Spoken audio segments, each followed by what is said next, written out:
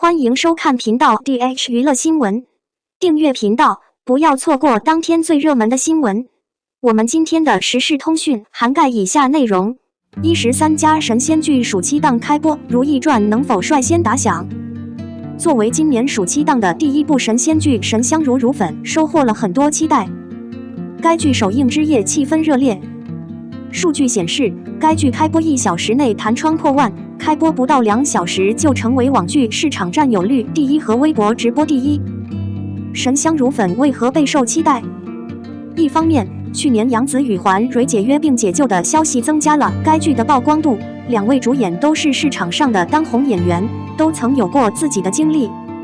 童话弹出窗口的份额。另一方面，该剧的小说有一定的知名度，大 IP 加流量艺人的组合虽然没有往年那么火爆，但对于剧的前期制作发酵来说还是很有分量的，更何况又是一部上古神仙剧。纵观近几年的神仙剧市场，几乎每年暑期档都有爆款。2017年，杨幂携剧组为观众带来精彩绝伦的《三生三世十里桃花》，紧接着2018年，90岁的杨紫和邓伦复活了香蜜，两人也在2020年联手演出《琉璃》，原本是 A 级的童话，却释放出了 S 级的能量。去年，不乏像《千古玉器》这样的 S 加项目入市，虽然暂时没有仙女快闪，可见仙女市场的火爆。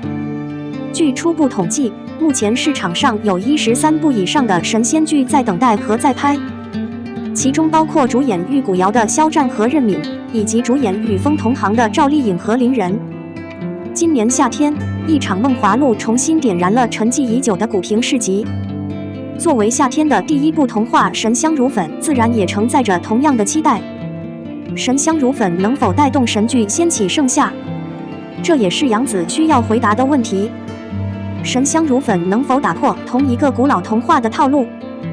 ？6届帝王璎珞与睡莲仙子燕檀联手向邪恶势力宣战的故事，在彼此认识的过程中逐渐解开过去的误会，最终联手维护大地之义，共同守护世界。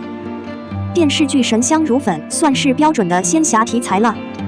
它是一个标准，主要体现在神仙剧创作体系中的几个标准设定。几辈子的爱情故事加一男一女先甜后虐，分别在向蜜和琉璃主演的杨紫和程毅两位男主角身上找到。该剧主人公应援多重身份，善恶兼备，让人想起琉璃中的雌雄同体女主，以及经典仙侠剧《花千骨》中的魔神设定。香如面包蟹的故事并不新鲜，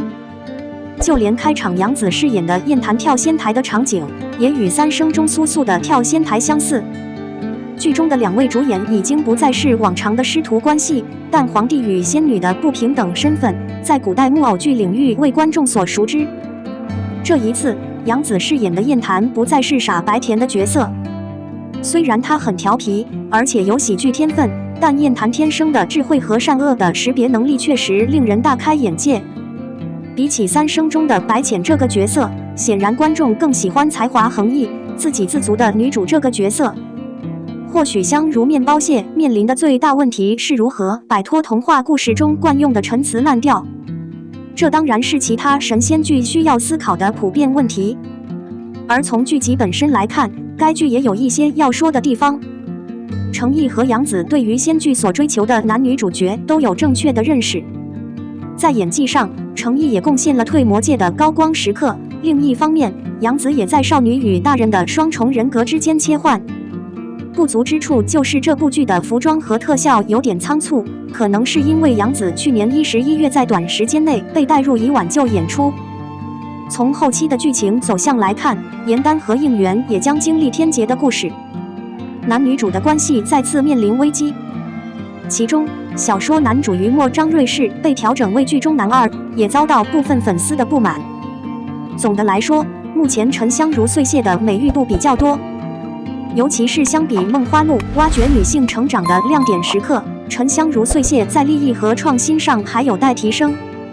而这也可能是两部剧在热度上差距的一个原因。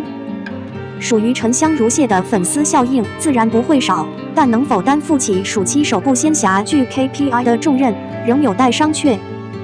杨紫天价分手费救了幻蕊，输了星途。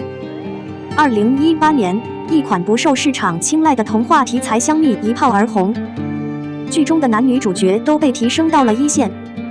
杨紫也成功撕下童星身份标签，被观众评价为90花之一，最有才华的女演员。某种程度上，杨紫的名气和赵丽颖差不多，她们都是以古偶爱情为题材从不失败的人气流量型艺人，但同时在各自领域的演技也得到了观众的认可。不同的是，杨紫是真正意义上的主题出身，同时还带着童星的标签，后者也成为了她成名路上的绊脚石。她曾在接受采访时表示，由于童星和颜值问题，很长一段时间无法接档节目。也是在那个时候，她贡献了演员要有自己的商业价值这句金句。知名经纪人杨天真曾表示，杨紫是他想带的女艺人之一，她很清醒，知道自己想要什么，这让她更符合艺人杨幂。两人都是为数不多的演员世界综艺节目之一的讨人喜欢的艺人，由此也可以看出，杨紫的成名之路与原主欢瑞无关。当年欢瑞对杨紫唯一的资源就是她处于低谷的青云，在她的职业生涯中，3部作品《龙珠传奇》和《白蛇传》。如果说第一部作品被打上了小雪长大的标签，后2部在欢乐主题安全区的领域增加了一点曝光度。娱乐圈锦上添花容易，雪中送炭难。虽然这份对杨紫的善意还不足以支撑她的名气成为一线人物，但杨紫的报恩还是让她获得了不错的口碑，包括这把沉香木屑，在紧急情况下救死扶伤。但这一集播出后，舆论发生了翻天覆地的变化。说实话，她的脸型真的不适合这条路，走青衣路线不好吗？为什么杨紫总是接古代傀儡，每个角色都差不多？微博上的负面评论也特别刺耳。在香蜜之前，杨紫已经出演了3部古偶题材，加上香蜜沉香未谢，以及即将上映的青簪和长相思，杨紫涉足古偶领域。这也是粉丝担心的原因之一。另一个原因来自85朵花和90朵花的对合。在其他竞争者都在寻求转型之际，杨紫重返古偶领域也令人担忧。90华杨紫救了环瑞，她会牺牲自己的明星吗？超13部仙侠剧即将播出，谁来打响第一枪？不进则退。虽然沉香如屑在仙侠剧的创作上没有破绽，但要像杨紫一样重蹈覆辙也不容易。仙侠剧的开山之作来自唐人影视2005年创作的游戏改编剧《仙剑奇侠传1》，该剧在当时取得的收视率和口碑，在当时是国内无法比拟的市场。包括4年后大唐推出的《仙剑奇侠传3》系列也达到了巅峰效果。本以为是开创性的作品，没想到竟成了绝唱。网络平台上，每当有人提到这部剧，或者有翻拍的消息时，网友们都笑了。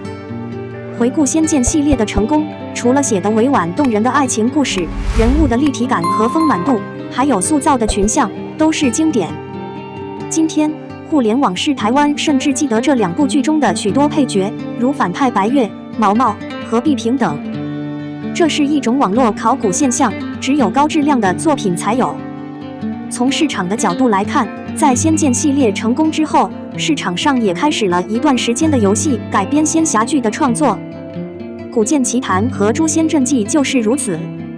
直到2015年花千骨的诞生，仙侠剧的市场趋势从男性视角转变为女性视角，一批同质化的作品正式开启。